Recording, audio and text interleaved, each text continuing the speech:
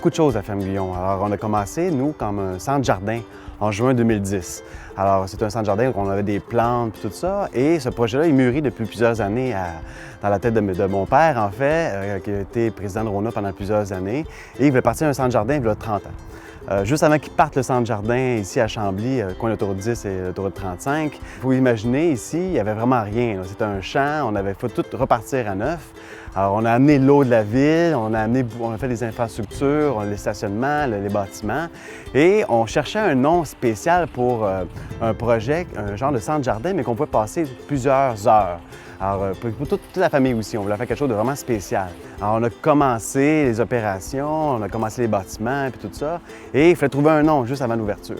Alors, on a utilisé un nom qui s'appelle Ferme Guyon pour l'honneur de Jean Guyon, qui est le premier Dion en Amérique. C'était pas un Dion qui débarquait de Normandie, c'était un Guyon. Il s'est passé quelque chose d'extraordinaire en utilisant le nom ferme plutôt que centre-jardin.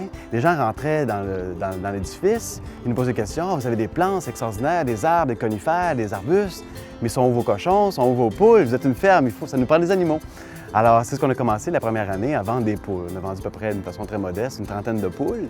Et petit à petit, on a quand même développé un créneau par rapport à ça. Et on a fait une ferme pédagogique parce qu'on s'est aperçu que les jeunes avaient beaucoup de questions sur les poules. Juste le fait qu'un œuf blanc vient d'une poule blanche puis qu'un œuf brun vient d'une poule brune. Juste ça, les gens, les enfants surtout, étaient un peu déstabilisés. Et on s'est dit, c'est un beau créneau, ça, de développer justement des cours, montrer aux jeunes comment on fait le lait, comment on fait le miel.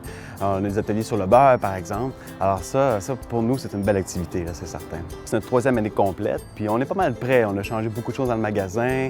On espère que quand les gens rentrent, ça fait wow, que les gens sont vraiment contents, sont vraiment impressionnés par la bâtisse, par les produits aussi. Bon, on invite tout le monde, évidemment, à venir nous voir. On est vraiment contents.